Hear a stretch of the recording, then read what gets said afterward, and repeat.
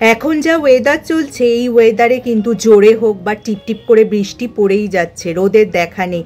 আর কাজের জন্য আমাদের অগত্যা বেরোতেই হয়, বেরোলে কাদা মাখা জল আমাদের পার করতেই হয়, যার ফলে পায়ের দফা রফা হয়ে যায়।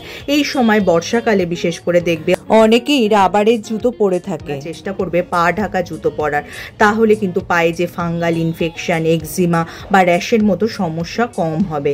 আর এই সময় তোমরা চেষ্টা করবে কিন্তু পা শুকনো রাখার। কোনো কারণে যদি পা ভিজে যায় তাহলে কিন্তু টিস্যু পেপার দিয়ে পাটা মুছে নেবে, না হলে কিন্তু ফাঙ্গাল ইনফেকশনের ঝুঁকি থেকে যায়। থেকে ফিরে কিন্তু তোমরা অবশ্যই সাবান জল দিয়ে পাটা ভালো করে ধুয়ে আধ বালতি ঈষদুষ্ণ গরম জলে পিঙ্ক সল্ট আর টি ট্রি অয়েল মিশিয়ে সেখানে যদি 15 থেকে 20 মিনিট পাটা ডুবিয়ে রাখো, তারপর পাটা তোয়ালে দিয়ে ভালো করে মুছে ফুট ক্রিম লাগিয়ে নাও, সেক্ষেত্রে কিন্তু তোমাদের পা অনেকটাই ভালো থাকবে।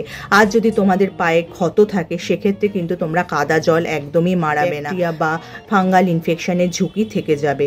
আর চেষ্টা করবে তোমরা মাসে একবার পেডিকিওর করার। পার্লারে গিয়ে যদি করা সম্ভব না হয় সেক্ষেত্রে তোমরা বাড়িতেই আধ বালতি ঈষদুষ্ণ গরম জলে লেবুর রস আর লেবুর খোসা মিশিয়ে আধ ঘন্টা যদি পা ডুবিয়ে রাখো, তারপর স্কাবার দিয়ে ভালো করে পাটা ঘষে নাও। এতে কি হবে, পায়ের মৃত চামড়া যেমন দূর হবে, তেমনি পাশাপাশি কিন্তু পা উজ্জ্বল হবে এবং পায়ের দুর্গন্ধ দূর হবে।